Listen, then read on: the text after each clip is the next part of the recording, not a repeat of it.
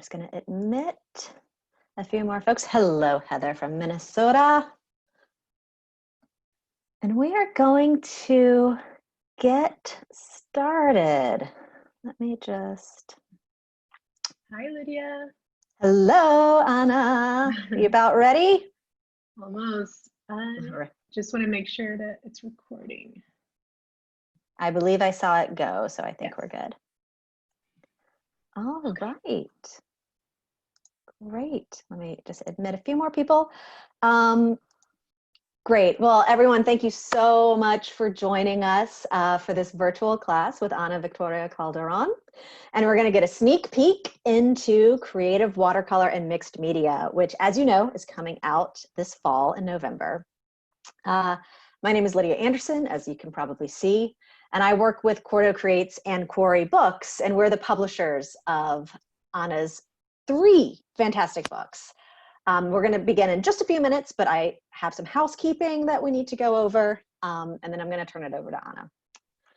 So first of all, some of you have asked, we are recording this session, so if you need to leave for any reason, or if you missed something and you just need to go back, you will be able to watch it again. We'll be emailing that out from the Creative Watercolor and Mixed Media email sometime next week. So don't worry, if you miss anything, we will be recording, or if you want to, if you need to leave for any reason. We do have everyone on mute, and that's so we can make sure that we hear Ana. As soon as I'm done talking, I'm going to get on mute too. But if you have a question during the session, you can type that into the chat. But we do ask that you limit any questions that you have to the subject of today's chat. I know we all have a ton of questions we'd love to ask Ana about her process and her art and everything, but for the sake of time, we do need to keep it to what we're talking about today.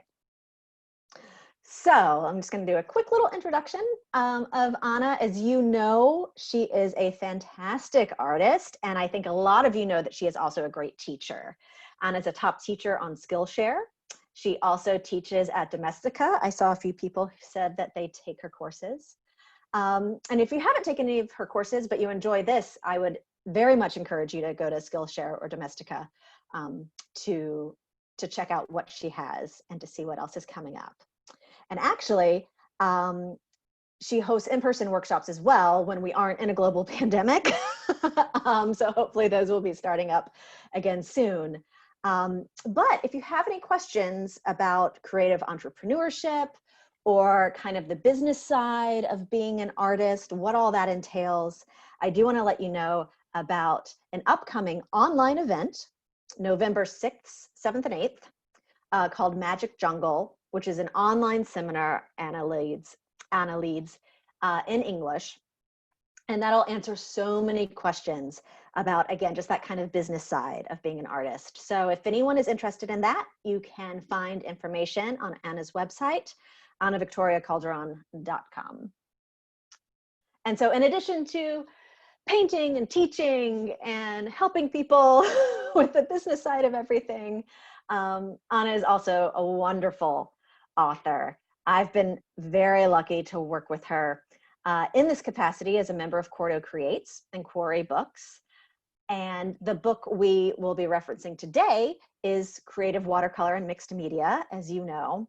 But Ana is also the author of Creative Watercolor, as well as Color Harmony for Artists. So I very much encourage you to check those 2 books out as well. You're going to learn a lot of different things with every book. Everyone's a little bit different, so you can really expand your watercolor practice in particular with these 3 books. So without further ado, I'm going to hand it over to Ana. Hi.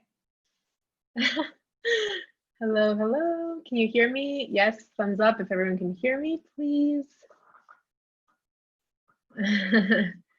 Yeah, cool. Thank you. Okay, I just wanted to make sure that we are recording. Everyone's here. We have a really big group. Lydia will be letting people in still, probably. And yeah, I just wanted to welcome everyone. I'm really happy that you're here. this third book is super, super exciting to me. Each one is special, but this one specifically covers all of the topics that I've always loved so, so much. And okay, hold on, let me do this. Okay, so this book covers my favorite topics. You guys know that if you've read the first book, you know there was a lot of like nature inspired stuff, and this newer book is much more mystical, which is super, you know, it's like one of my favorite topics ever. And we have all different kinds of chapters.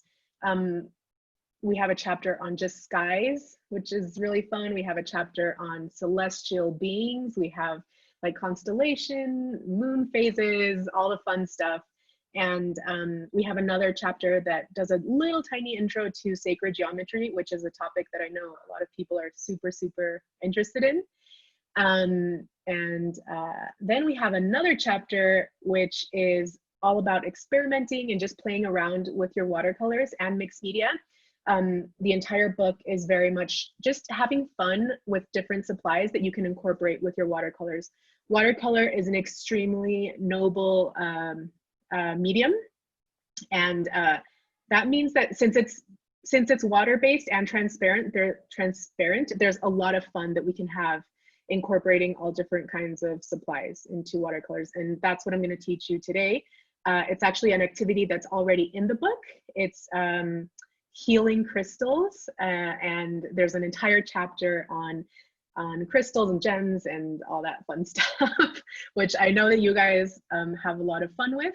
One of the things that I absolutely love about crystals and gemstones is that they are, you know, this earthy formations, but they also have all this beautiful shine and shimmer, and just they're very near and dear to me. And I know that if you guys have some sort of spiritual practice, you probably have some crystals on your altar. So you know, it's just something that everyone loves, including me. I've been painting crystals for a long time.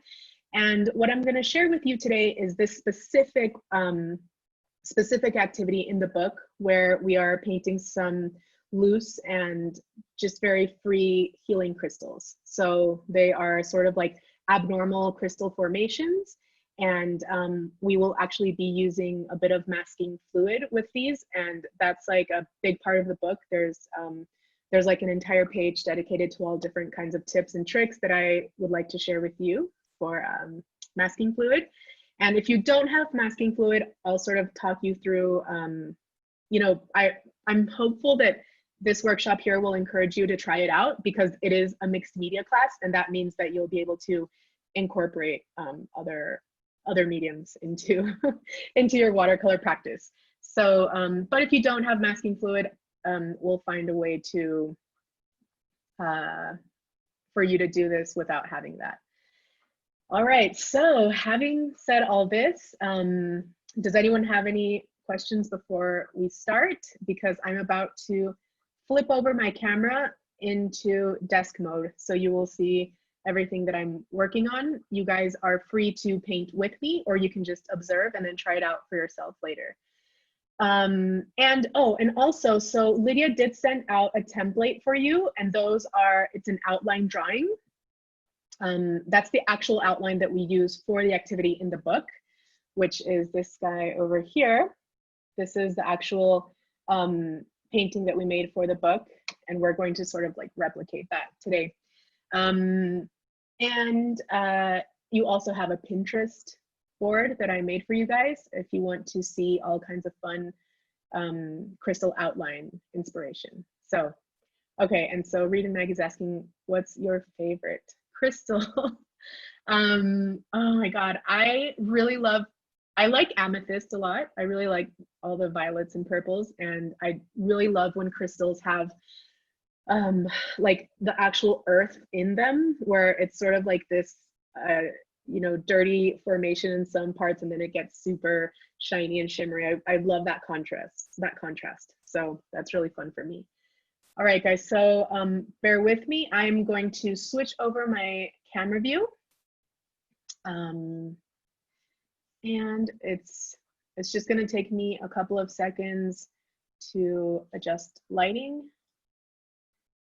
And okay. All right. So I'm guessing everyone can see my desk right now.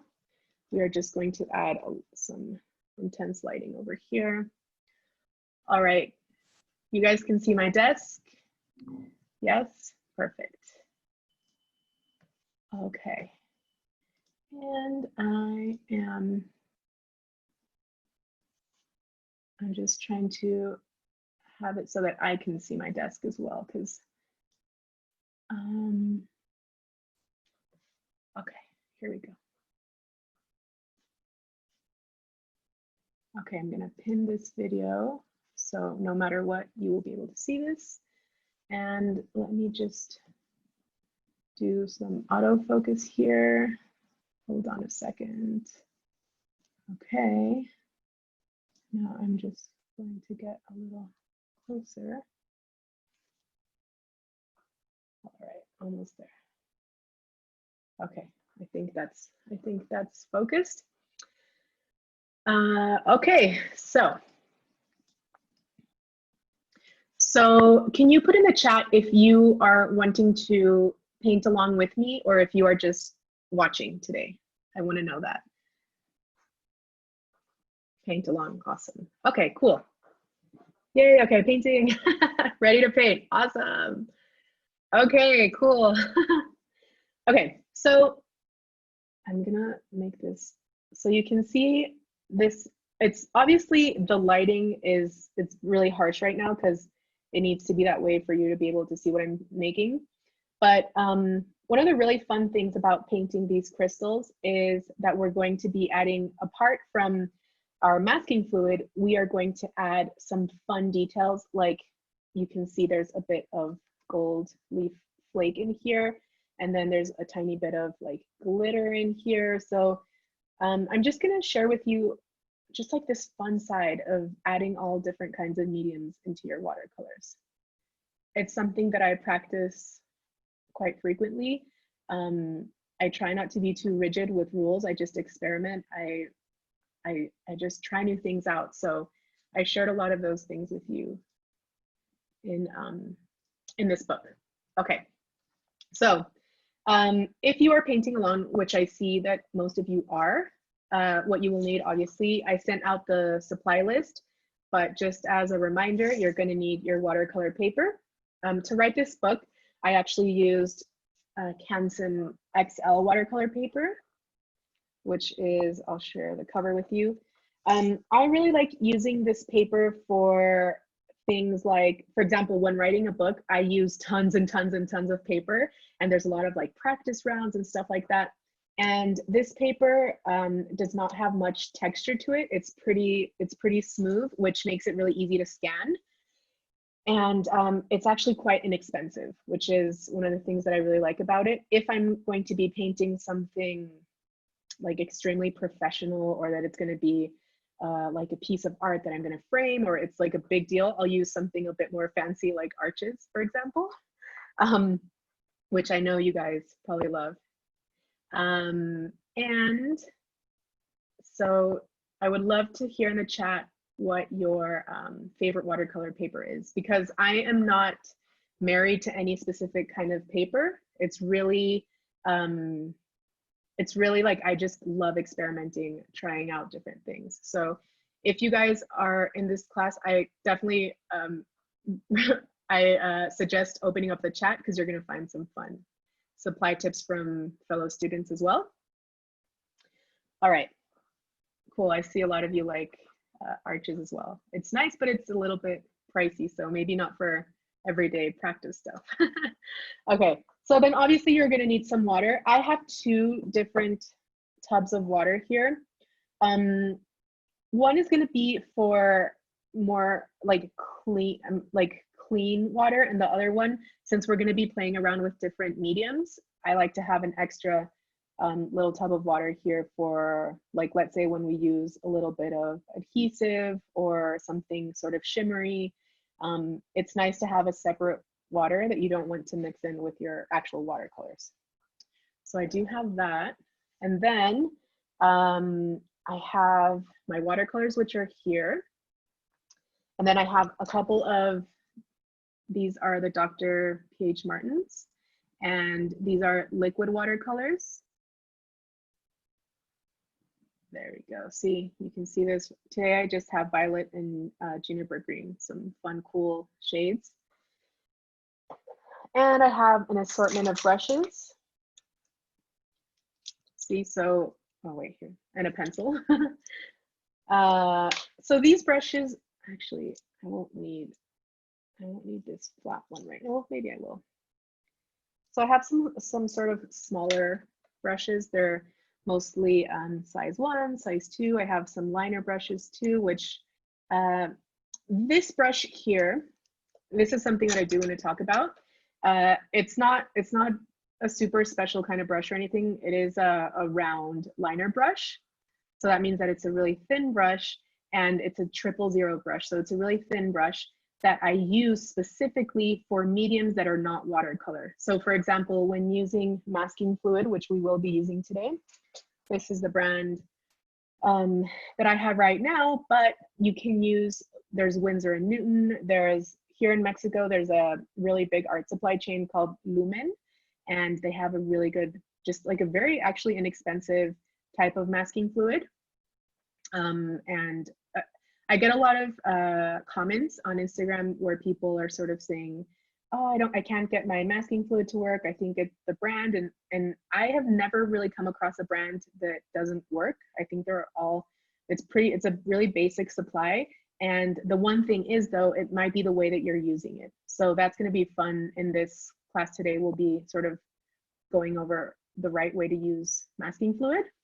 And actually the book has an entire section with a bunch of cool tips on masking fluid, which will be fun. So this brush here is the brush that I like to use for masking fluid, because it's a brush that so when you use masking fluid, your brush will kind of be ruined forever. Basically you want to have this brush that's thin enough, because we're going to do thin lines, but that you know it'll be a brush that you'll be using for other mediums that might not be watercolor. And I'll share a fun cleaning tip at the end. Okay, so what else do we have? And then I do want to share with you that the way that I paint with watercolor is that I always have these small little dishes on the side. It's not my large palette, it's just sort of like some small side palettes. You can see that this one is kind of shiny. This is usually where I put my white ink. So I don't want to mix these mediums that I'm using here with my actual mixing palette with my watercolors. So I do have these little smaller guys, like for example, in this tiny one, I might place, let's say like the masking fluid or something like that. So these small palettes are really handy. I love having them in my studio, and they're really nice for just for having these extra mediums. We are working with mixed media, so there's some things that you won't want to mix with your actual watercolor palette. So it's nice to have these smaller palettes on the side. And FYI, I love collecting, like I love buying ceramics. So all the independent ceramicists out there, I love supporting you. This one is from a French maker. Her name's Lisa, I forgot her last name, but I just always am out on the hunt for small dishes like this. I think they're really fun. So we will be using that. And then I have a little bit of salt here. It's actually pink Himalayan salt. Any kind of salt will do. They will all be different. I think those are pretty much the basics. I do have a little bit of fun extra supplies here. You can use these or not. So for example, I'm gonna like step away a little bit because it here is gold leaf, and if you even breathe on it, it will start to fly away. So gold leaf is very fussy like this. These gold ones are actually gold leaf flakes. That's how you buy them. In Spanish, hoja de oro. And the silver leaf here was actually, gold leaf will sometimes be sold like in sheets, in a sheet of gold leaf. And then you can also sort of, whenever you have leftover, you have these little flakes that come up, and that's this here. So these small little flakes here that are really fun. It's really, you shouldn't even touch them because they'll almost like disintegrate like that on your hand. So I'll show you how to use these later on. And then I have some fun, very fine glitter here, a couple of colors. And then just for fun, we have some little stars also. And all this is optional, but I just thought it would be fun to share with you how to incorporate these sort of shimmery mediums into your watercolor paints. And also feel free to use, if you like using metallic watercolors, I know that everyone's like super into those right now. I do have, I'll show you my palette that I've been collecting here of, I have a bunch of different brands, which I do share in the book. I share a ton of resources in the book on metallics and shimmeries, but these are the hydrocolor watercolors that I have so far. And you can also, if you have any of this or any gold ink or anything, you can really go and try these out today as well. Okay, so okay, I'm just gonna leave this to the side now. And I see someone asking about how the gold leaf sticks to the page. And that's exactly what we're going to do here. Like, be patient, watch, paint with me if you would like, or just observe, because I'll be answering a bunch of these questions along the way as we actually paint together. Okay, so what we're going to do is, the way that you are going to start drawing your gems, first step is to draw your actual gem outlines. And what we're going to do is, if you have your template ready, you can take that out now, and you can actually just, if you like drawing and if you feel comfortable sort of like doing a freehand drawing, you can do that now. Or if you would like to trace, you can also use the fun tracing trick that I shared in my first book, which is basically turning around the blank sheet where the drawing is printed out on, and just like rubbing your pencil over that and then flipping it over and tracing like that. Like, that's just a fun little trick. If not, you can just copy. You can just sort of observe and even just use as loose inspiration. You can have crystals there. I mean, there's no like one specific type of crystal. We're not doing like strict gem cuts today. We're doing more of these like natural formations. All right. And yeah, I hear you about the camera. I'm gonna like see if maybe the problem is that it's, hold on a sec. I'll try to focus again. Okay, so I'm gonna get closer and try to focus here. All right. All right, I'm doing my best. Okay, so basically, you can either open up the Pinterest board with all the reference images, or you can draw a freehand crystal formation. So for this, I would suggest using hard pencil, which would be like an H, or if you don't know those terms, you can use, you need a light pencil, something that's not super dark. So you actually won't even see what I'm drawing right now because it's so light. But maybe if I get really close here, you can see that I'm drawing and it's super, super light. But that's on purpose. I made that on purpose because you actually need, like, for the pencil to not be too visible at the end. So right now I'm just drawing freehand. I'm drawing a crystal shape, which you can see here. And I'm actually going to want to get in even closer here. All right, hopefully you can see. Let me hold on and see if I can do something about the lighting and the blur that we're all seeing. Okay, I think this might be better. Okay, so right now I have my masking fluid right here. And I am going to, one of these little dishes that I told you about earlier, and I'm just going to pour in a small amount here. You don't want to keep this open too long because it will get dry around the edges. So masking fluid does kind of dry pretty quickly. So that's why I like to just drip a little bit here.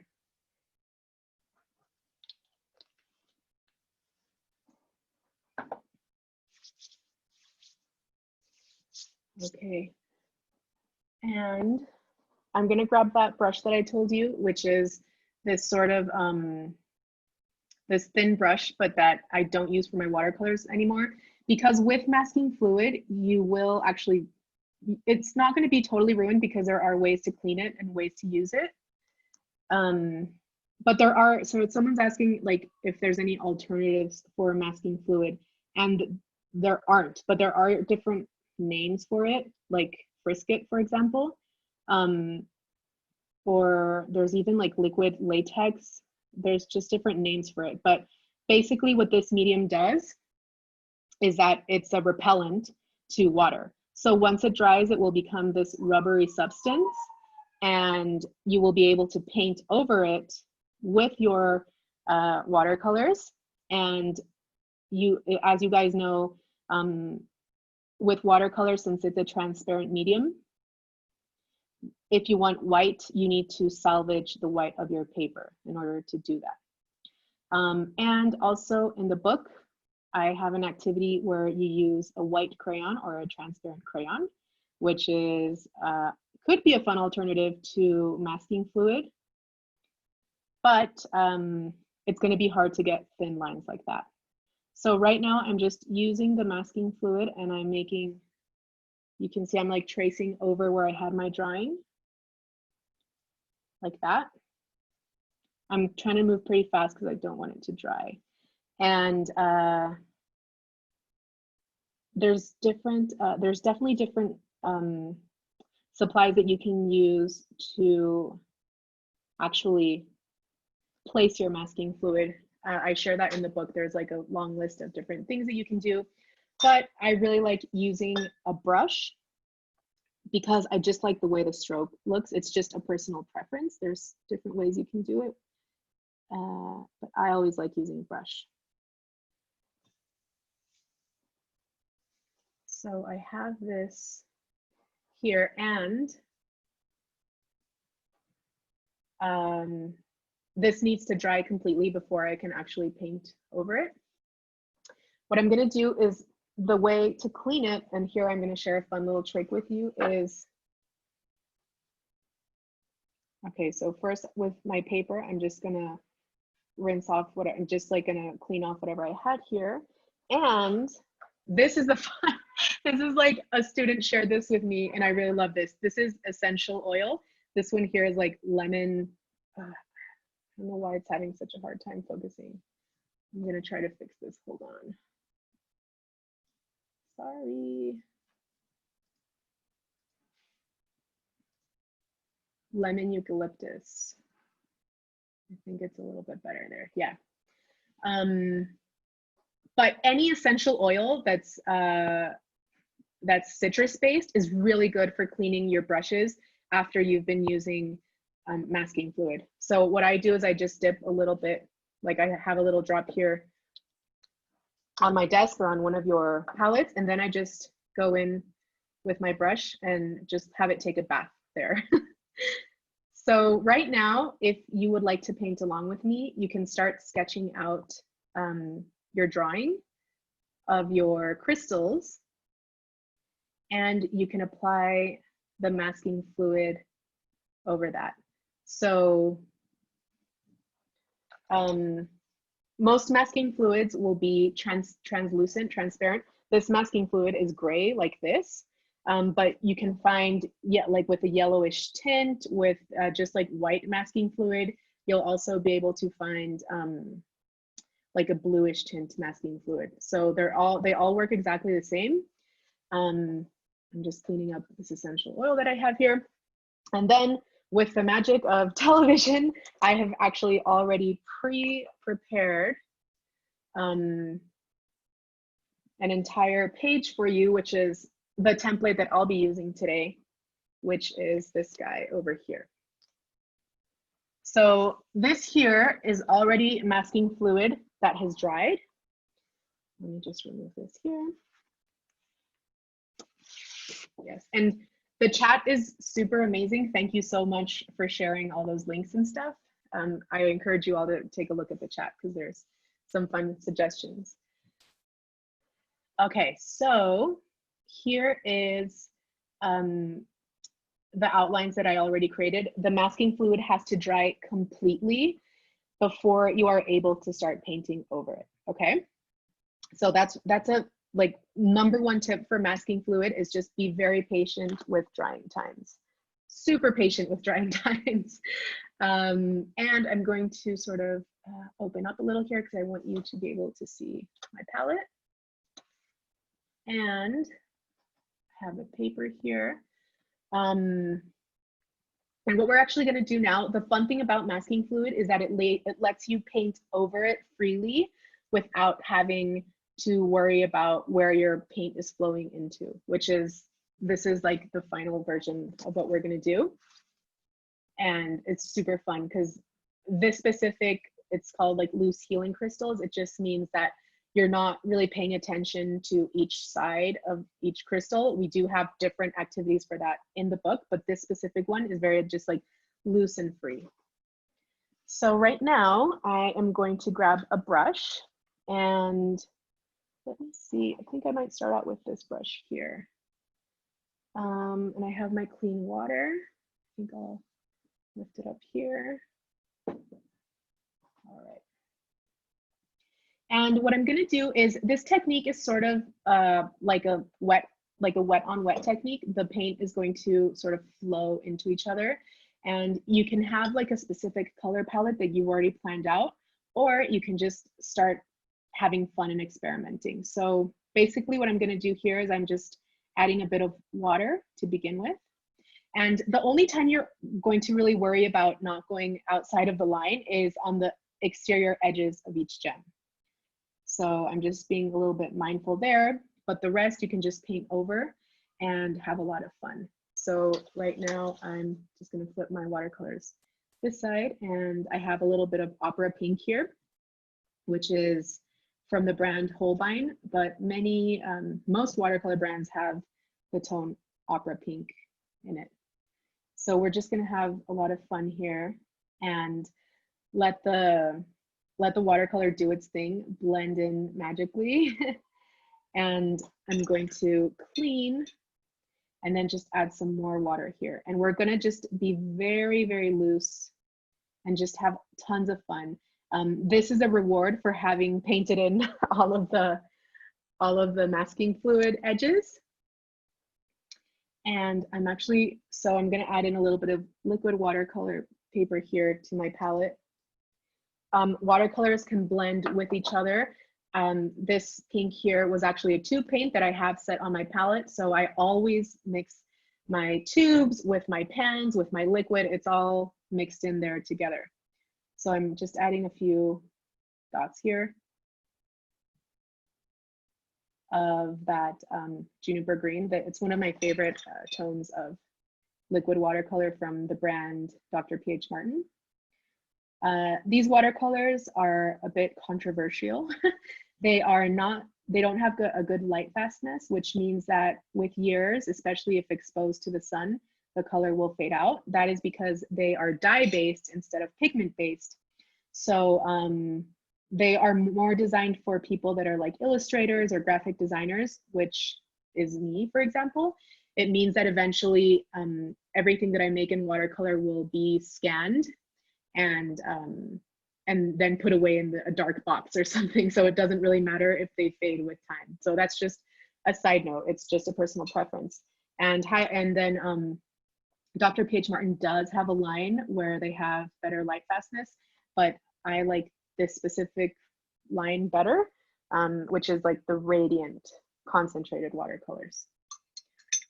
All right, so I like that the chat is very active, and feel free to share all kinds of ideas with each other. And okay, so here you can see that I'm really adding a bunch of water. I am really letting the paint do its own thing. So it's sort of a mix of wet on wet. You can see that I did add some water in the beginning.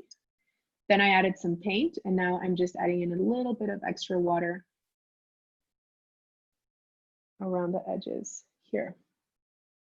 And I'm gonna go in with a little bit more concentrated paint and sort of do some little dots here with some concentrated paint. And this is sort of the inspiration for doing all these textures is when you see gems and crystals like this, they sometimes have kind of like this smokiness inside that, I don't know, it just has all these interesting textures. All right, so for each one of these gems, I'm sort of gonna add something to it. Right now, I'm going to add a tiny bit of salt here. So don't go overboard, just sprinkle a little bit of salt. This will give it a fun texture. And the salt also reacts differently depending on your paper, on the humidity in your area, on the type of paint you're using, on the, I mean, it's quite unpredictable, but you'll always get a fun and interesting result somehow. So I'm just gonna let that dry there for a bit. And now we're going to go on for another gem. And again, I don't want these to be like super opaque. I want to leave them a little bit translucent. So I am using a bunch of water here. So I'm starting out with just plain water in my second gem. And just adding the water. And I think I will go, so my palette has all different kinds of colors that have been left over from other projects and different mixes. I and just randomly found this violet mix in here and I'm using it. I think I have a bit of like mahogany here and I'm just going in and I'm doing that. And then I'm adding more water. So it's sort of like having a little bit of paint and then more water just to have this very wet on wet feel. And I'm playing around with that in different ways here. So someone was asking about, I think someone was asking about splatter too, which we can talk about. And then you can also be a little bit, like you don't have to say specifically what kind of gem you're making, but sometimes you can be like, oh, this might look like an amethyst, so I'm going to use purple tones here. So you don't have to be strict about that or anything. Remember, this specific type of gem is just very loose. It's not a scientific definition or anything like that. It's just a creative exploration. So just going in here and adding a bit more water. So right now I'm going to get a very watery gem, which as it dries, the watercolor will expand and I'll get some fun texture in here as well. Okay, so I have this here and I want to very carefully go in with a flat brush like this. See, so right now you need like a flat brush so you can do a little bit of splatter. So this is a very like transparent and clear gem. And I'm going in. So here I had some leftover indigo on my watercolor palette and I'm just adding a little bit of that juniper green that I had there. It's just very intuitive, not thinking exactly about what color I'm using. But I am going to go in very, very carefully and add a little bit of splatter in here. You could even, like, if you wanted to go super crazy with masking fluid, you could even mask all around the inner edges. Like all of this could be masked and you could go crazy with splatter and all that kind of stuff. I didn't do that in this occasion, but you can do that. And it looks really cool. That way you don't have to be too careful about where you're adding paint. And I have a Skillshare class where I talk a lot about when is the right time to even use masking fluid, because it's not always the appropriate medium to use. But if you are, sorry, but if you are wanting to do a lot of like very experimental and just almost like abstract watercoloring, it's really nice to have the masking fluid there for you to just be able to go freely and just do anything you want with that. So I am going to, the thing that I really like doing when mixing these healing crystals is I like to add in some earth tones always with these more sort of shiny tones. So right now, as it's still wet, I'm going in with a little bit of more concentrated ochre paint here, and then wetting my brush a little, adding it to this top area. So I really love the mix of having those shiny colors with the earth tones. And I'm even going to go in here and, you know, this, I really like this brown here. It will be very rare for me to paint directly from a pan to paper. I always like to mix it a bit with whatever else I had going on here. So I'm just going to do like some smaller details here. So remember, this is still wet. Right now we're using wet on wet technique. And finally, something really cool that we can start doing is what you need to do now is grab a dry brush. And I'm going to grab like a tiny bit of, let's say, this glitter here with a dry brush. And I'm just, no adhesive necessary, just sprinkle that. It's obviously going to be really hard to see. I'll share pictures with you later because this is like a very detailed thing, but these kind of things make it really fun. Just add something like really fun to it. You can already see the shine here actually. So I'm just going in very, very detailed there. Some people get really hung up on not having like the right supplies, and I never want students or readers to feel that way. Use whatever you have. This is just regular glitter from the craft store, and it's just almost looks like a metallic watercolor. So you can see the shine when I move the paper around like that. And also something else that you can do is actually just add water droplets into your still wet watercolor. So I'm going to grab some of my clean water here, and I'm going to go in and just add, this is just clean water, nothing else. And I'm just going to do these little droplets here because we want a lot of texture with these crystals. We want it to look very earthy and mineral. There all these like mineral textures.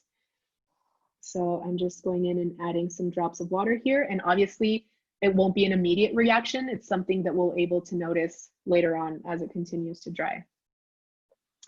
All right, so let's go in with this larger crystal here, and I can already tell that I'm starting to have this kind of purplish, cooler color palette, and I'm going to continue with that. And this time I'm going to start with some more concentrated paint. So I have the paint here on my palette. It's very concentrated, pretty opaque. As you can see, it's like a darker color, sort of like a plum watercolor. And I'm going to add a bit of concentrated paint to the edge. And then what I'm going to do is go in with plain water again. So I'm cleaning my brush, and then I'm grabbing some water, and then I'm going to add it around the edges like this. So it's going to be a different type of texture as well.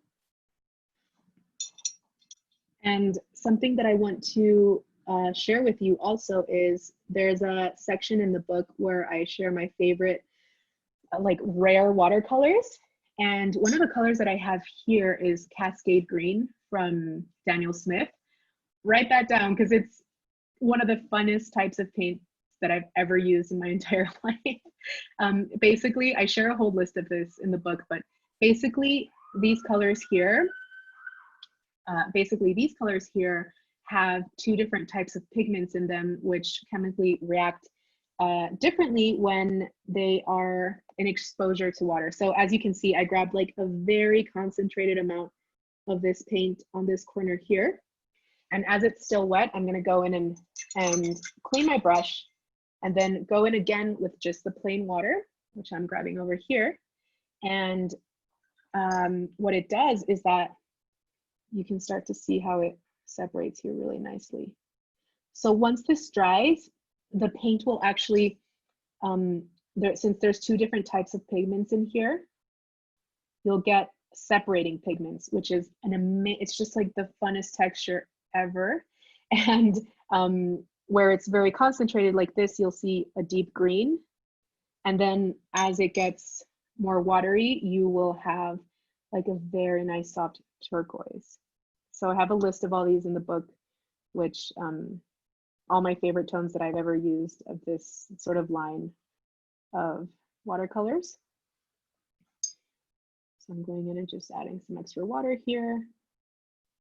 And so right now, it will look like I'm just going to add only water for the rest of the gem. So it'll look like it's very transparent, but as it continues to dry, the watercolor will expand, right? So we will be getting enough color on these edges. And something that I might want to start sharing with you is that also we can go in with some of the gold leaf now, just so you can see how easy it is and how fun it can be to add it to these kinds of projects. All right, yes, Cascade Green is that color, which I told you to write down. It's super cool. As I said, the book has all of my favorites of these strange specialty watercolors.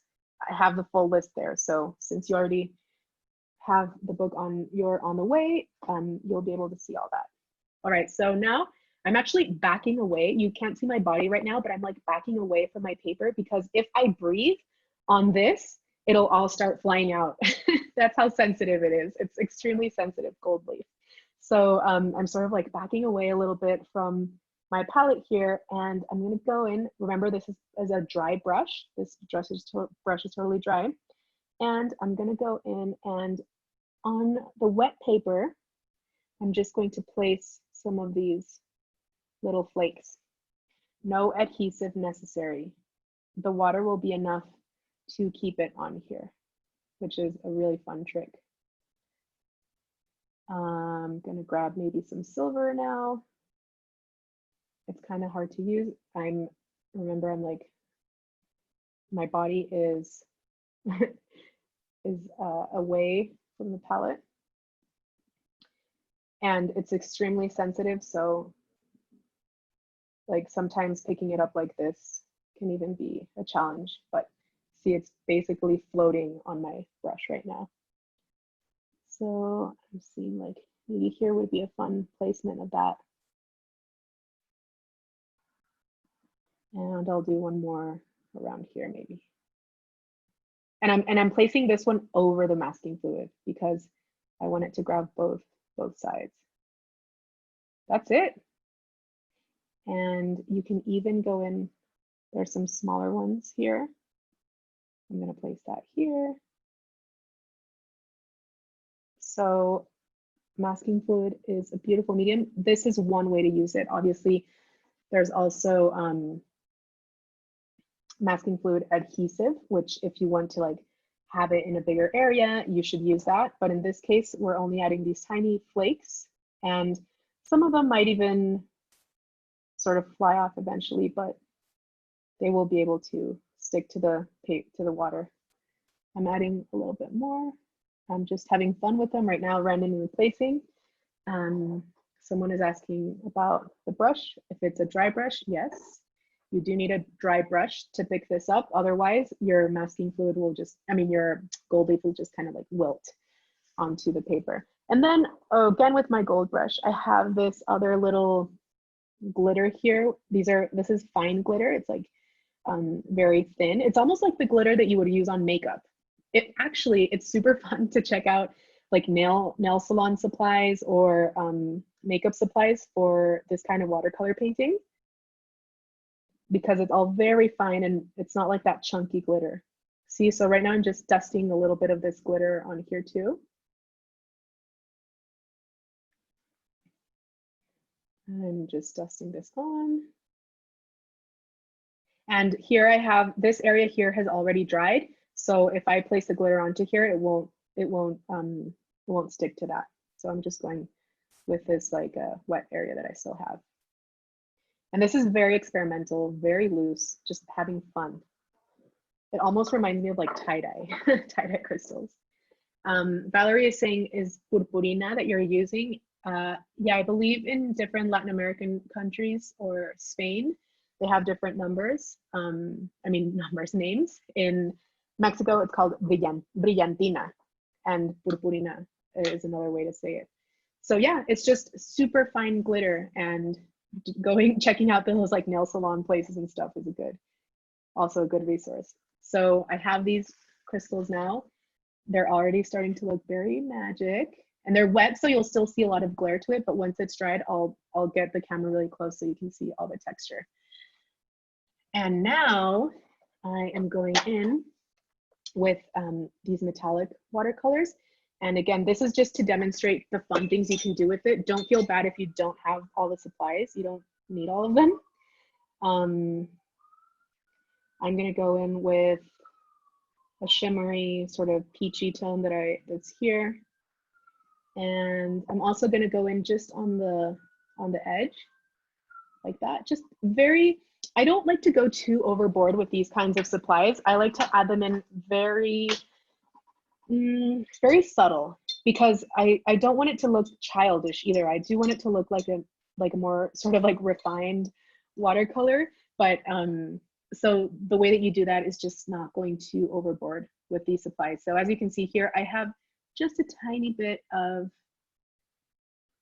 masking, of the shimmery watercolor here, and you won't be able to see it on the screen right now because it's still wet, but I'm gonna go in with just some water and grab some of my ochre watercolor here, and then wet on wet, dip it in there. And I'm going to continue on here, and maybe I'm going to add in a little bit of the pink that I used for this first guy here. So just kind of concentrated, and then I'm going to clean my brush, and I'm going to go in with water. So the way that you get the crystals looking sort of translucent is just adding a bunch of water, and trust that watercolor will flow, and you will get enough paint. It'll happen. But I do see in students many times that there's a tendency to like oversaturate and add a lot of paint, and sometimes I get questions about like being a little bit frustrated that transparencies aren't noticeable, and that's why it's just too much paint and not enough water. So as you notice, I only added a little bit of paint of the metallic and a little bit of the pink, and that's all. The rest is just water. So I'm going in with the water here. Water, just water. And I might go in with a little bit of some salt, just to add a fun texture to this.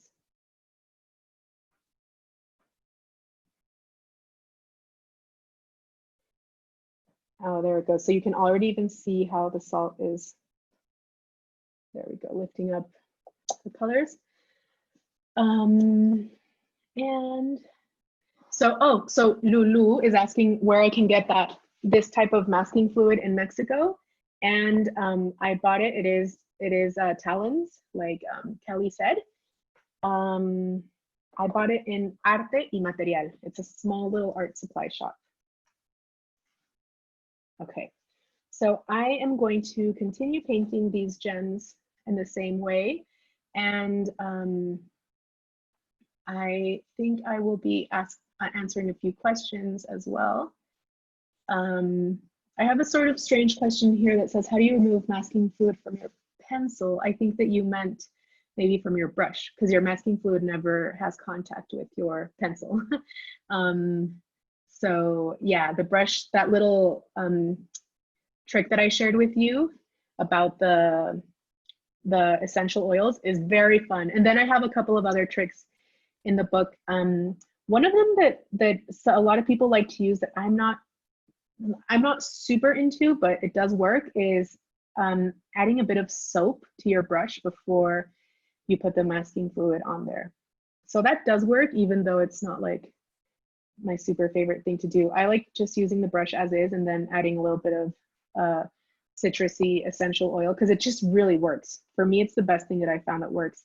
And a student at an in-person workshop in LA once shared that with me. So one of the reasons I really like workshops like this is that that people, even in the chat right now, I see all kinds of fun suggestions and stuff. It's not all the time. It's not every day that you get to hang out with other watercolorists. So, so definitely take advantage of that. Oh, okay, Erin, good question. She says, how can you go over the method without masking fluid? Okay, so there's a couple of things that you can do. So what masking fluid is doing here, it's repelling the paint on a specific area. So that's like the fun part of using masking fluid. But I'm gonna actually show you something here.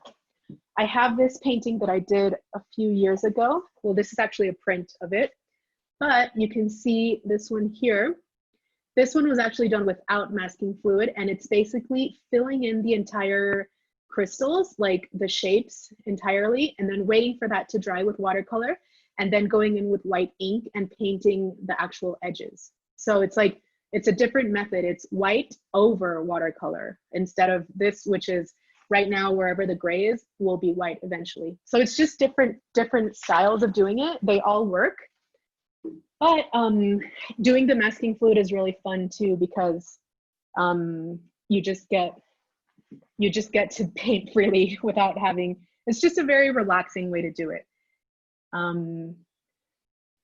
So, well, I'm sorry, I don't know what bosca is. Someone is saying bosca, but I don't know what that is.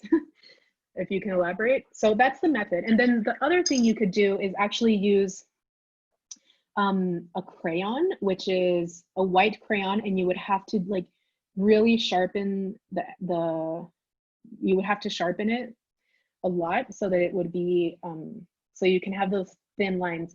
The way that this method gets ruined is if your inner lines, like the edges of the crystals, are too thick. That's kind of where it gets looking not so great. So, oh, okay, paint marker. Yeah, I guess that's like, it's a masking fluid, but it's in a marker form. That also works, but it's just a personal preference for each artist. I personally like using my own brush because I like the way that the lines look. I like that style more. But there are also masking fluid markers. Although they are a little bit like, they do dry very quickly. For me, it's just very practical to use the masking fluid.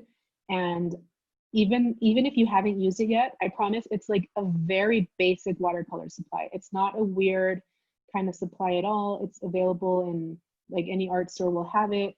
It's a super basic watercolor supply. And so something else that we can actually do here. So someone's asking right now in Spanish if the glitter is just glued on to the paint. Out of focus here. Yeah. If it's just sort of on with the water, and yeah, as I demonstrated, you just flicker on a little bit of the glitter onto the wet paint and it'll stick to that enough. But if you want to add, let's say, something a little bit bigger, like these little stars that I have here, like these, you would want to go in with adhesive with a little bit of glue and just add that there. And we'll do one of these, but I'm just gonna wait for it all to dry first. And I'm gonna go in, so I have a little flake here that fell.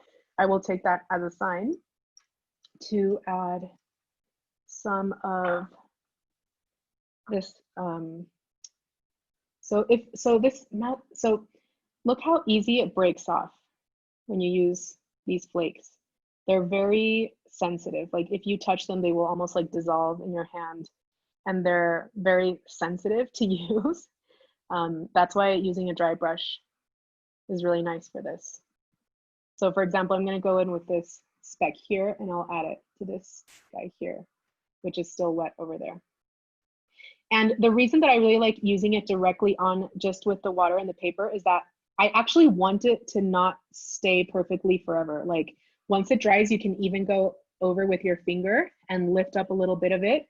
And that way you don't have these like very harsh shapes, but it's more of like a, it kind of like fades in and out. All right, so, and also, for example, here, another way that adding some metallic paints can be really fun is that I have some of this here, and I'm gonna go in with, she has some really fun colors here. This is Hydrocolor for those of you that joined in later. And some of the colors here aren't even, they don't have really much of a pigment in them. It's just some fun shimmery textures, which is really nice too. And I'm just gonna go in, and while the paint is still wet, in this latest gem that I did, I'm just going to dab a little bit of that in there. So again, I like to be very like conservative with the way that I use these supplies. Because if you go overboard, it can look a little bit childish, almost like less of an illustration and more of like a craft project, which if that's what you're going for is fine. But I like to sort of make these details a little bit more just reserved, or just not too out there. Yes, yes, everyone's saying that they love Hydrocolor. And yes, Christina, removing the masking fluid is definitely the best part. It's so much fun. All right, so I'm just gonna go in and I'll continue to answer questions here as I finish these smaller gems here. So I'm just adding a little bit of that Cascade green that I told you about that I really love. So notice that I just added a little bit of the paint, and everything else from now on will just be water, all water. And I want watercolor to do its thing. Just leave it alone and let it dry magically, basically. I am going to add maybe a tiny bit of this juniper green that I haven't used as much in the others. I'm going to add a little bit of that here. Just a little detail. And I think I'm going to leave that one alone. Yes. Aha. Yes, Tatiana says sutil, subtle. Yes, I like to do all these effects in a very subtle way. And something else that's fun is that masking, I mean, I keep getting mixed up masking fluid with gold leaf, the actual word. But gold leaf actually comes, you can also find gold leaf powder, which means that the gold leaf has been pressed so much that it turns into a powder. So instead of having the actual flakes, you can go ahead and just use it in the form of a little bit of powder. And I'll show you how to do that next, which is a very fun supply as well. So right now I'm doing this other gem here.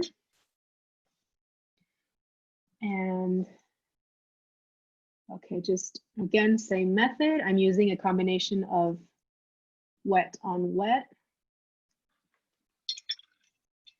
Thank you for sharing all those fun links in the chat, guys. It's really cool to see you guys sharing all this.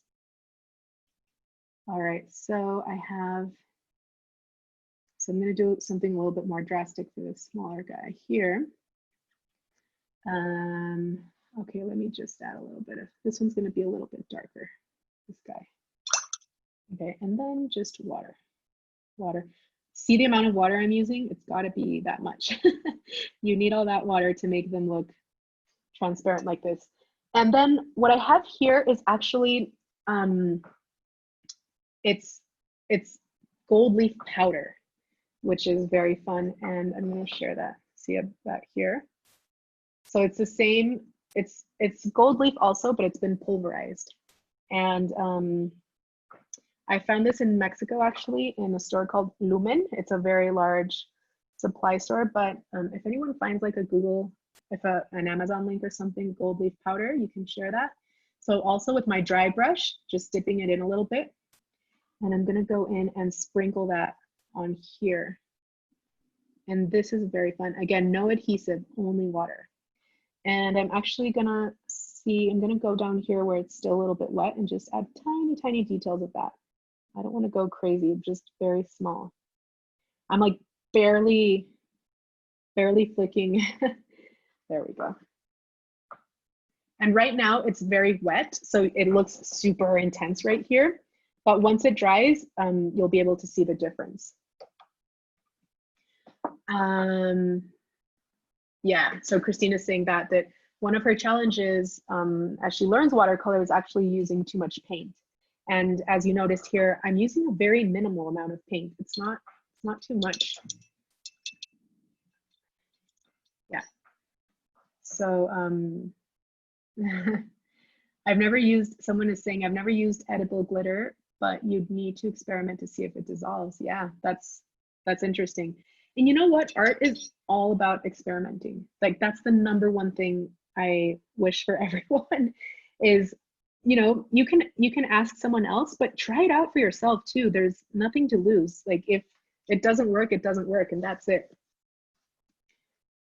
So I'm with my last two gems here, and hopefully this will dry in time so that we can actually lift this up together.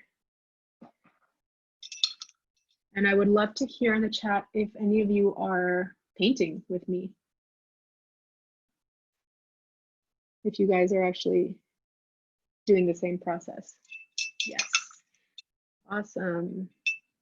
So Lydia will share with you how to share. And last time for the color harmony, we had a very cool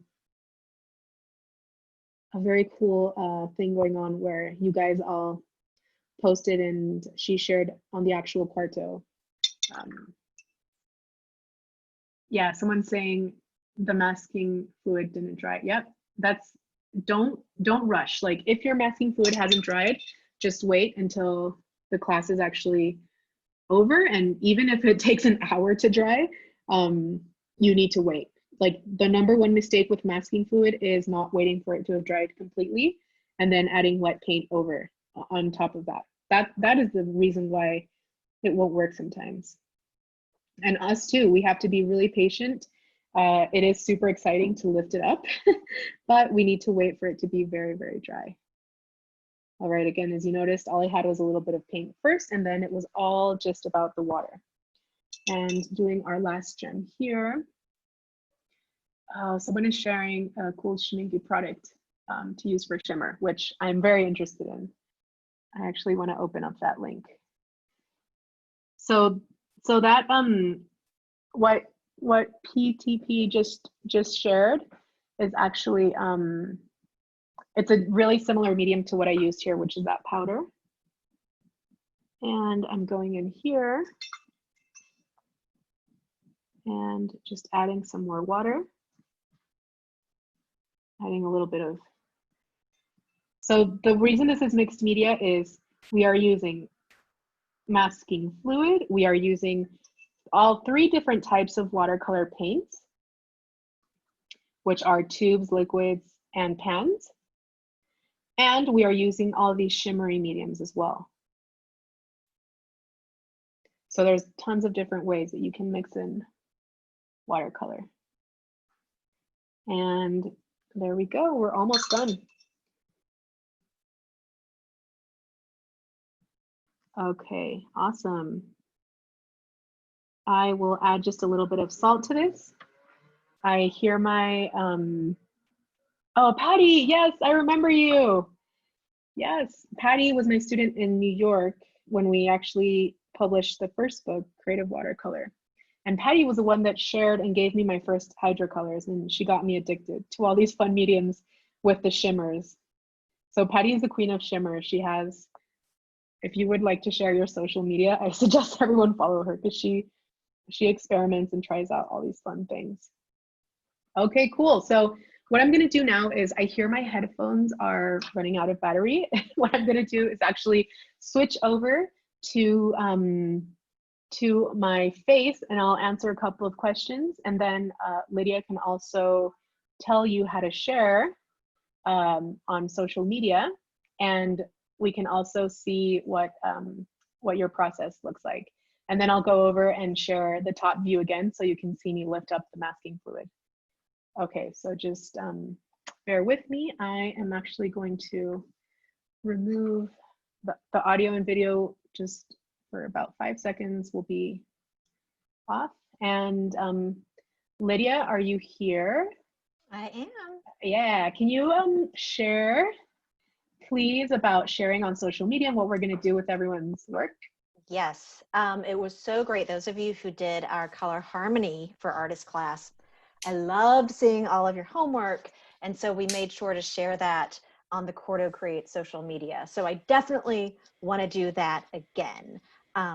So when you have a moment, I hope that everyone will take a picture of what you've created either during the class or if you go back later and make your paint your crystals a little bit later. Post it on Instagram and tag us at Cordo Creates. It's all one word. And tag Anna as well. You're Anna Vickiana, am I right? Anna Victoriana, yes. Anna Victoriana. Yes. And you can use hashtag color, excuse me, that was the old class, hashtag creative watercolor and mixed media. And what I'm going to do is once I see that those are posted, I'm going to put them in our stories so that everyone who follows Cordo Creates is going to see how gorgeous your paintings are, because I know they're going to look amazing. I'm so excited to see. I really am. I'm really very excited to see everyone's work. It's going to be so much fun. I didn't get that. Could you try again? Sorry, my watch. My watch is also excited. So someone is asking here in the chat. So it's like this: creative, watercolor, and mixed media. And Lydia, could you share the IG account so that they know? You can tag both of us and we'll share in our stories. Hold on, I'm myself. Okay. And now I'm going to, this is going to take another like 5 minutes to dry before we can lift up the fluid. So I'm here to also answer any questions for this moment. Lau is saying that it's super cool to always paint together. Yes, Lau has been my in-person student at a Magic Jungle retreat and then at the online event too. So very cool to see you here, Lau. It's awesome to have this cool community. And then I saw Patty here, which introduced me to all these fun supplies. I really appreciated your gifts. That's one of the things that I really love about having in-person events too, is that we get to share. We get to share all kinds of fun supplies and yeah, very cool. So thank you, Natasha, too. This is a really fun day this week as well. And I am happy to answer any questions. So if you have any questions about this, I'm just looking at the chat and it's super interesting because I see all kinds of fun suggestions as well. I really want to try that schminke, that bronze powder, which is very similar to what I used here. Yes, trying to paint. Don't feel bad if you guys didn't finish any piece of art now. I had it set up so that it was more dynamic and that the masking fluid had pre-dried before we met. So yeah, all right, so I'm gonna look at the chat. Yes, having a bit of trouble getting the same transparency. Are you starting each crystal wet or on dry, or is it all wet on wet? So it's actually wet on dry. So each crystal was dry, but if you noticed, I only added a bit of paint in the beginning, and then everything else after that, you have to like really clean your brush. That's why it's good to have 2 different waters. So this was sort of like my dirty water, and then this here is my clean water. So if you're looking for a lot of transparency, make sure you have some really clean water on hand, and then that way that it means that you can like get actual clean water and not dirty it up with some paint already. So I just added a little paint at the beginning, and then it's all just water blended into there.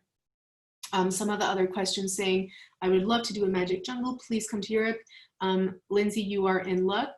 We are doing an English online Magic Jungle, November 6th to 8th.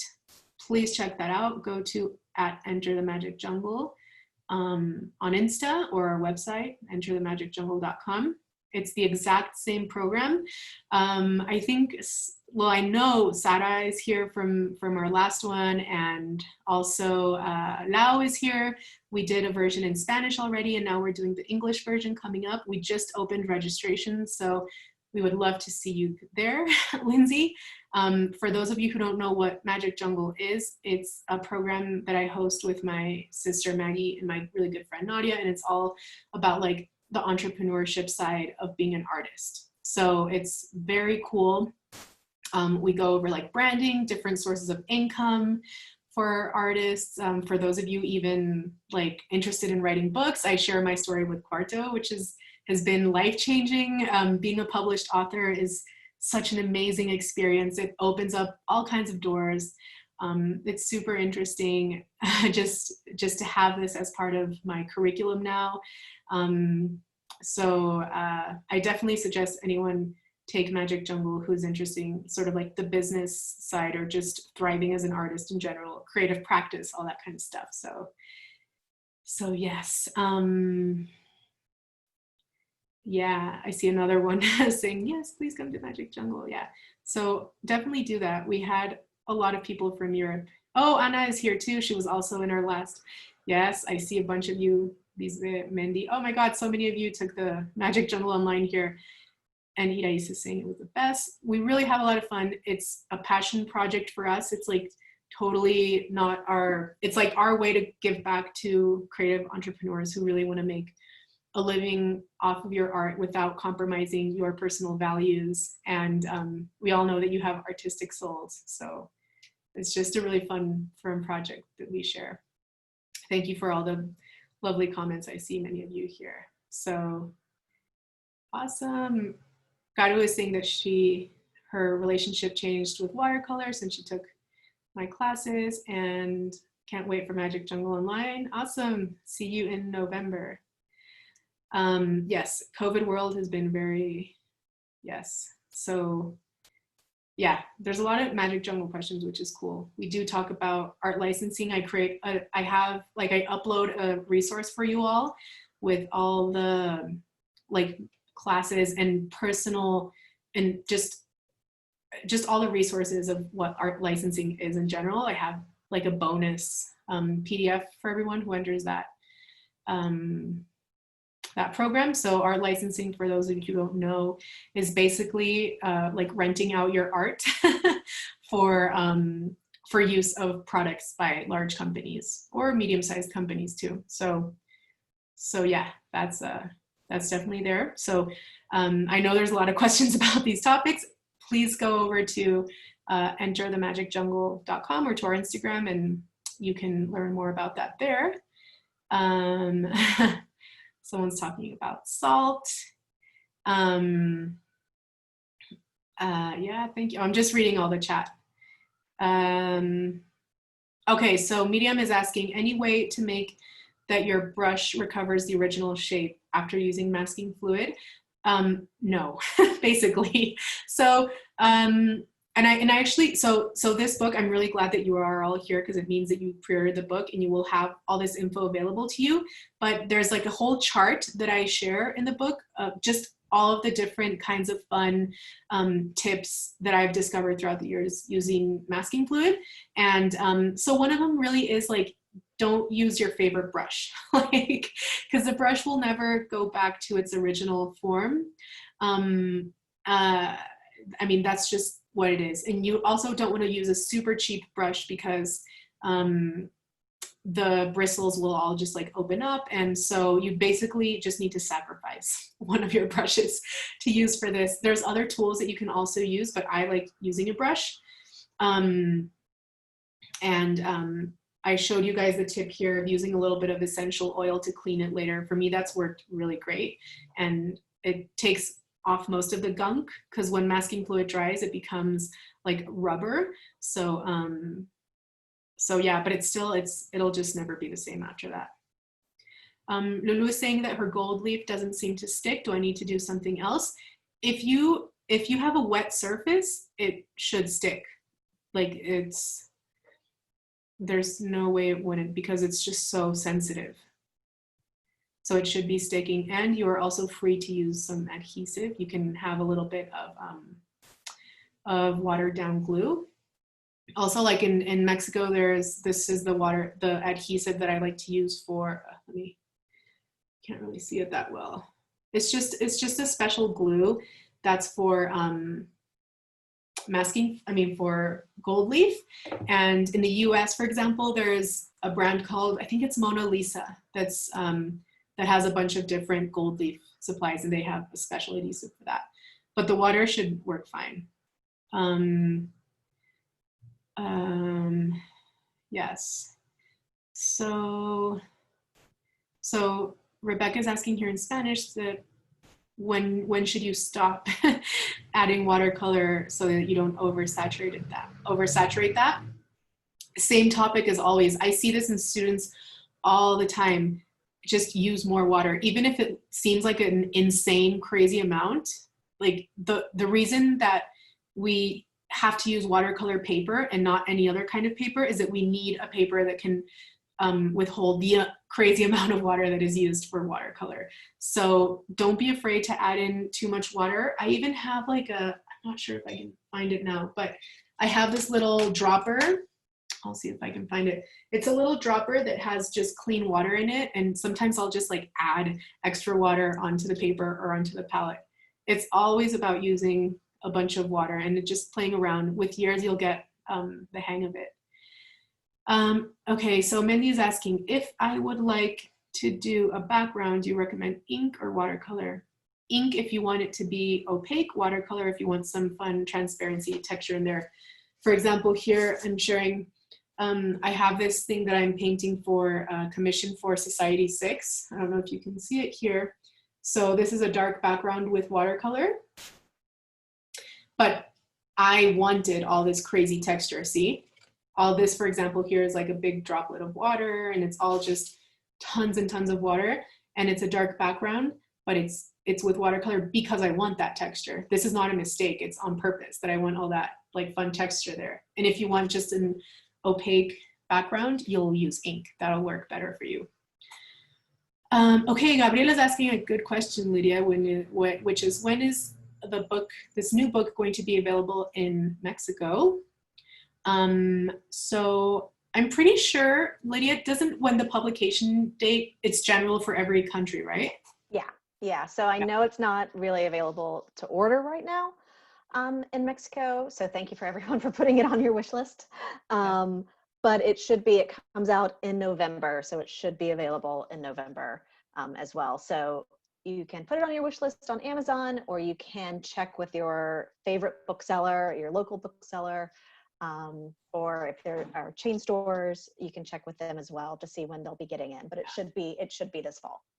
And then Lydia, I always get a lot of questions about different languages, because we do know that one of the great things about Quarto is all the like partners you guys have all around the world. And so I would suggest, anytime I get a question about, like, is your book available? Where can I find it? Reach out to any local bookstore and type in my name, and you will probably find it. Like, it'll probably be there, no matter what your country is, and especially in Amazon, just because Quarto has such a great distribution worldwide. Thanks. Yeah, and we always start in English, but we do sell the book into different languages because we do know that there is an audience for it. So it doesn't happen quite as quickly because obviously translations do take work.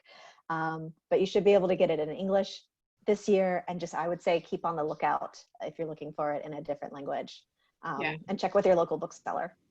Yes, 2021 would be a good. So Avilla here is saying, tell us a little bit about sacred geometry if possible, please. FYI, the last chapter of this book, I do share like an intro paragraph of sacred geometry, which is very cool. And I'm going to teach you in this book how to paint also a seed of life, which is the basic shape for all other sacred geometry. And I do share more about this in like in-person workshops. It's still like a very intimate subject for me. It's something that I really got into after learning how to meditate in a very formal way. So it's just a beautiful practice. So Andreina is saying, do you always use the same brush for masking fluid? Yeah, I try to reserve. I have a few brushes that I know are kind of reserved for like adhesives or masking fluid, just that I know they're thin enough brushes, or even larger ones. It depends on what you're going for. And those are reserved for like not watercolors, basically. Oh, someone is saying the Speedball Mona Lisa. Yeah, that's that. I think that's the gold leaf glue pen. I also have that, but mine, they just like dry out so fast. I like using brushes still. Danielle is asking, do you ever stretch your paper? If I have like a really large piece that I'm going to work on that's going to be super wet, I will stretch my paper. Yeah. But for a small thing like this, what we just did, which by the way is almost drying, so we'll be able to lift it up soon. It's not necessary because you're not wetting the entire paper so much. Oh, Jenny's asking, so Lydia, maybe you know this, if this book will be available on Kindle. I'm guessing Yeah, it should be. What you might notice is that our Kindle books don't necessarily become available to order until pretty closely to publication, even for pre-orders. And that's to just ensure that everything is perfect for the Kindle edition. But again, just keep checking Amazon. If you order through Barnes & Noble, keep checking for the Nook, but it should be available to pre-order probably later in October, and then definitely when the book is available in November, when the printed book is available, it should also be available as an ebook. Yay, I'm so glad. Yeah. I have two questions here, that one is by Lulu and one is by Georgia Alexandra, and both of these answers are actually in the book, and I'm really happy. One is, where can I find bright, almost neon watercolors brands? I share all my resources in the book, which is really cool. I'll just, like, a little spoiler for now, my favorite neons are from, write this down, you guys, it's from Kremer Pigments, which is a German brand. And I think someone here is from Germany, and I'm so jealous that you have that in your country. They have also a store in New York, which you can probably order online if you are in the Americas, which I am as well. And you know what, I think even like, maybe Patty can help me with this because she knows all about this kind of stuff, but I know that, for example, Hydrocolor is starting to release some really cool neons. And then as for super brights, I would go with the Dr. P.H. Martin's, specifically these guys, the Radiant Concentrated, super bright, they're awesome. And then so Georgia says, how can we get the crystals to look super real? The book has an entire chapter on crystals, and then this is just one method with which is like the loose healing crystals, but then we have like realistic gemstones like diamond cuts and all that kind of stuff. So those tutorials are in the book, and I also have a really good Skillshare class. It's called Watercolor Gems and Jewelry, and definitely go check that out. The student projects are amazing. It's just so cool to see everyone make those. So Joy asks, what are you working on currently? And currently I'm working on, I just showed you a little preview of that, but I'm working on a commission which I hadn't done in a really long time for Society 6 HQ for their like inner workings. And it's they hire an illustrator each month who is also a Society 6 seller, and to paint the zodiac, which is super fun. So I'm painting, for example, I'm painting like each zodiac also has a planet in relation to that. So I'm painting like a mix of the planet with the zodiac and a constellation. And I think my feature will be probably, I think it's November or December. So, and also those are going to be available on Society 6. So if you find your zodiac sign there. So Ila is saying, do you recommend outlining with the black marker, like the crystals? And it's not that I recommend it or not, it's totally personal preference. You can 100% use like a black liner. And it actually, in the very first book, Creative Watercolor, we do, like, I have a few activities on that. It's just not something that I do all the time, but I know that Ila, she does do that in her work, and it looks really cool. So Gabriela is asking, what about Watercolors of Mexico? Are there going to be new dates for that? And that is a watercolor retreat that I host here. And yes, probably 2021. For those of you wondering about COVID and the retreats, we actually did something super intense. And what we did was we did a COVID bubble. So just like they do like in the NBA or movie productions now, everyone got tested immediately before, and then we all locked up together. So we kind of like quarantined together for the retreat. So for those of you wanting to travel in a safe way, like that's the safest way we could do it. And then we had a bunch of different protocols as well, but we were able to do the bubble. So, oh my God, there's tons of questions here. We have a half hour left, so we're fine. So it says, which of the sets do you recommend for Dr. P.H. Martin's? I didn't buy a set. I just bought individual paints. So, but the line that I like personally is the radiant concentrated ones, because there's hydrous, there's a bunch of different ones. Oh, Genevieve is saying, for neons, I love, what's it called? Shinan Pass. Oh, cool. Thank you for that. Thank you. If you guys can share links and stuff, I think everyone would really appreciate it. A lot of recommendations here for neons. There's tons. Sakura Koi has a neon set too. Awesome. There's tons of supplies out there. So Jenny is asking, how would you do the same crystal project on black paper? You would have to use a different medium. So you can still use masking fluid, but you would have to use, for example, like a gouache, which is more opaque than watercolors, or you could use just like a bunch of metallic paints too, or like pastel colors, which have more opacity in them. Because watercolors are traditionally very translucent, right? So on black, you won't be able to see it. So yeah. Yes, so I think Daisy is saying, I really like using light blue color pencil for outline. Awesome, you can also use that.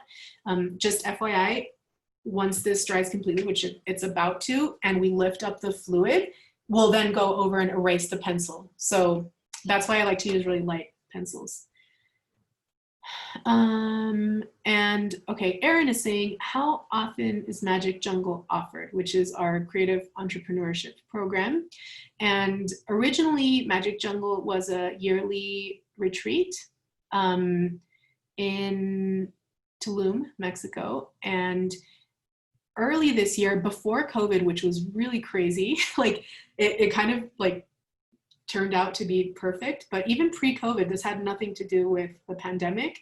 We decided that we, in addition to the retreats, we wanted to be able to offer this program to more people in a more affordable way, because obviously coming to a retreat can be, it's a more expensive experience because it includes, you know, travel and meals. And I mean, it's a big thing, a retreat, which is awesome. Like it's a great investment if you're able to do that.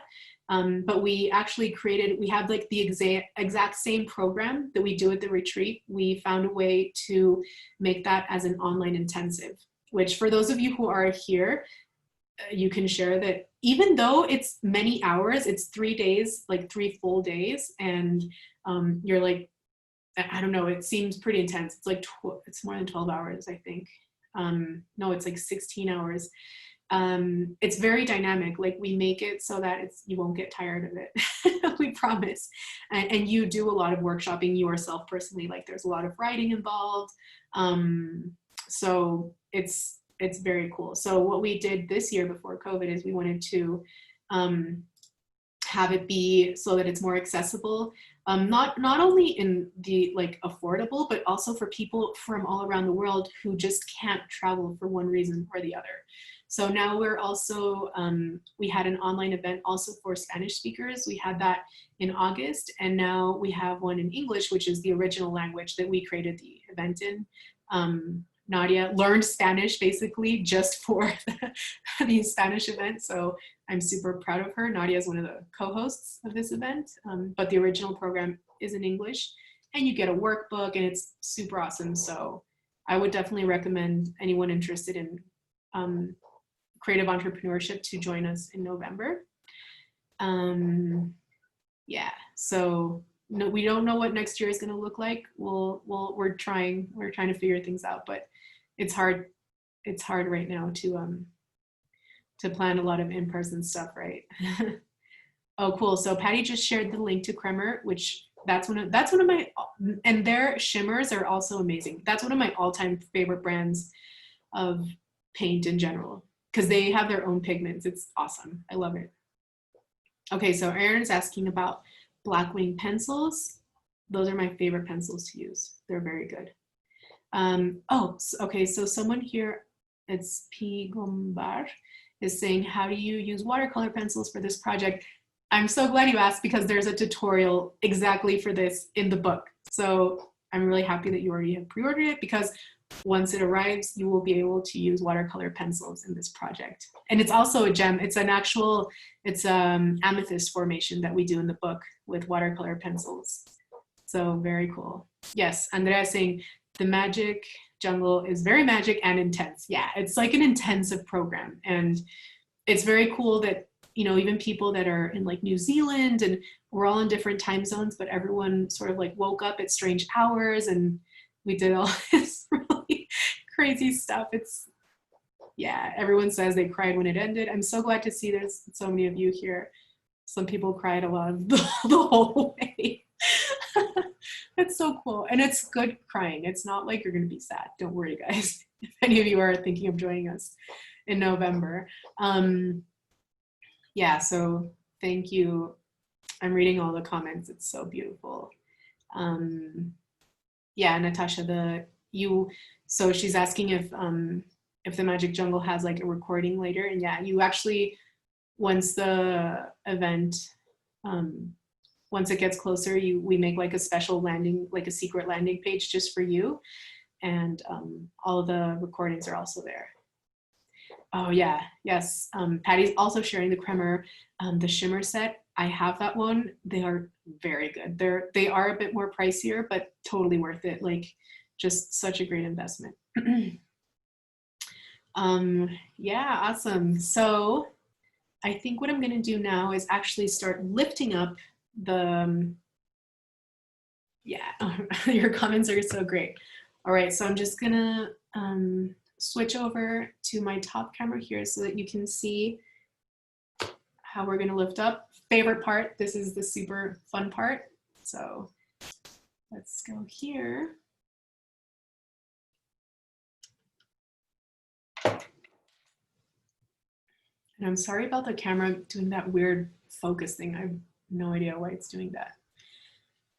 Okay, so Christina's saying, do you ever find it hard to remove salt after it has dried? Yeah, sometimes it does stick to the paper a bit. And actually, speaking of salt, that's what we will begin with. So right now I have some salt. As you can see, this is all completely dried by now. See, and you can already see all the like shimmer and the glitter. Oh my God, it's so cool. I just blew off some of the excess here. Isn't that so cool? And it's just water. You didn't have to use any special adhesive. All right, so as I tilt this, I noticed that it's still wet here, so we're not gonna lift this guy up, FYI. And I'm crossing my fingers that this is actually dry enough. Let me see if putting my light like this makes it better. If this is dry enough, I hope it is. I usually wait as long as I can, like even a whole full day later. But what you will do is just with your finger, make sure your finger is not too dirty, which mine kind of is, but it's dry to paint. And this is a super fun part. You just lift it up like that. You can see it lifting up. See? And then you get these really cool lines. I'm going to try and focus again here. Yeah. So it just lifts up like that. Very cool. And now you have your perfect gems with a white outline. See? It's so satisfying, yes. FYI, you can also lift up masking fluid by using an eraser. Like for example, you would sort of erase over that and it would lift up, but I don't want to do that in this occasion because all the fun like glitter stuff that we have here, if you like rub an eraser all around that, it will sort of spread out. And you can even use like a craft, like one of those sprays that are for like a finishing spray. You can even use that later. Super fun. I'm gonna share pictures of this too because I don't know what's wrong with my camera today that it's like not super in focus. But yes, I am very happy lifting all of this up. Yes, so fun. And then actually, like, if you see, the reason that I like to use a very light pencil is that I really don't want the pencil markings to show, which actually the masking fluid kind of lifts that up anyways. So this one's a big guy. It'll be fun. Lifting it up. Very cool. See? So all is revealed after that. And then for example, this is dry, yeah. So this one here where I put some of that that silver leaf flake over, I did that on purpose because I want it to like lift up a little bit of that as well. There we go, see? Very cool. Yeah, you can see all the shine there.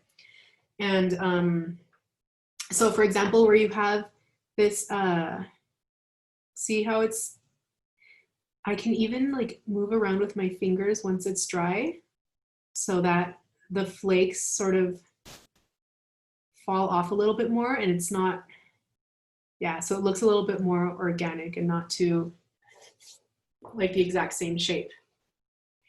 And going in here, this one will be very cool because we have all that gold leaf powder here. Very cool. And there we go. And I'm gonna lift these up later and I'll show you pictures because those are not completely dry yet. So the number one mistake with masking fluid is not waiting for it to dry enough. And there we go. Awesome. Again, with this here, like you can go in with your finger and sort of play around with them so that they're not too, yeah, that one didn't stick there, but these did. So it's like just playing around. You can experiment. And then for example, if you feel like you want to add a little bit of extra touches later on, maybe with some white ink, or like Ila asked with like a pen, you can also do that and add some extra details. So very, very fun. I'm gonna get that closer here. Look at how that shines. It's very cool. It's so amazing. Yes, someone's saying that looks so cool when you lift the fluid. Yes. So someone just said, when lifting my paper peel, that means you didn't let it dry enough either for the first time when you added, let me go up here. Let me share my face again, hold on. Okay. All right, so about the masking fluid peeling your paper, there's actually 3 things that could have happened. One, the masking fluid was still wet when you applied paint onto it, and it just has to be extremely dry. I even waited a full day before doing this. It's not always necessary, but just to be extra safe, even wait like a full hour until it's completely dry. And then the other thing that could have happened is that maybe your masking fluid was dry, but when you lifted it, your paint might have still been a little bit wet. That's something else that can happen. Because even though the paint may look completely dry, if you use like a ton of water or paint, maybe the paper is still dry, like wet on the inside. So just like be very patient and don't lift it up immediately. Just like wait a little bit extra. And the very last thing is that I have tried a couple of types of paper that are not good with masking fluid. That they're very like handmade paper is not too good. The best paper that I've used for masking fluid is more like a hot press paper or cold press, which is not too much texture. So it could have been one of those things, but just be very patient. Yes, it's very sparkly, very cool. I'm gonna take a cool picture of it so you can see what it actually looks like. And yeah, so motivates me to experiment a lot. So I would love to see if you guys did, if any of you painted, would you mind sharing like on the screen, like lifting it up? Yeah, so we can take a group photo like this. Yay, awesome. So cool, I love it. Very cool. Yes, please share. Wait, hold on, I'm trying to get that there. Wow, I love it. Yay. Wait, I'm gonna go through the gallery. Please don't take your papers down yet. I want to see what you guys made. Ooh, I like what Anna did with, like, she did a heart-shaped crystal. Laura did a cluster. Awesome. Ooh, my God. Oh, I'm gonna take another picture. Hold on. So cool. Very good. Wow. So I see some of you have lifted up the fluid. I'm still looking. Oh my God. You all are painting. So cool. And some of you are still waiting. Oh my God. They're beautiful. They're all beautiful. Wow. Thank you. Thank you so much for spending this time with me and Lydia from Quarto. Thank you, Sarah, for being here so much. Remember, so yeah, so Lydia's sharing the hashtag in the chat right now. And yeah, so thank you for being here. Mute that saying. So Ava is saying, is it possible to leave the masking fluid on too long? I wouldn't leave it on longer than necessary. That's what I would say. Like, try to not leave it on for a month, for example, because it can sort of stick to the paper permanently, but there is like a sweet spot there. And thank you very much for being here. You guys are awesome. I'm seeing, yeah, a few days is okay. Please look at Lydia, what she just wrote. She just tagged both of us. Use hashtag creative watercolor and mixed media. And you know, we'll share on our stories, and we're very excited about it. It's going to be so cool.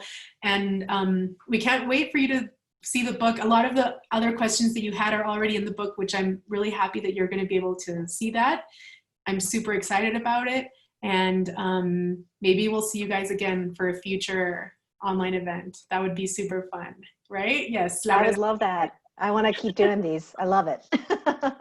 Thank you. Thank you so much, Lydia. Lydia, you know, she's the person behind all the emails that are answered. Everyone, you know, round of applause for Lydia. She helped us put this all together. Everyone's clapping. You guys are a great publisher. I'm so happy to be able to work with you. Thank you so much, Lydia. Thank you everyone for being here. Do we have any final announcements, or are we ready to? I think we're good. Keep an eye on your emails. We'll send out the video, and I'll include the hashtag and all of our handles and all of that as well. And I truly cannot wait to see what everyone did. Yay, awesome. And thank you all. See you guys online then. Bye-bye. Bye, everyone.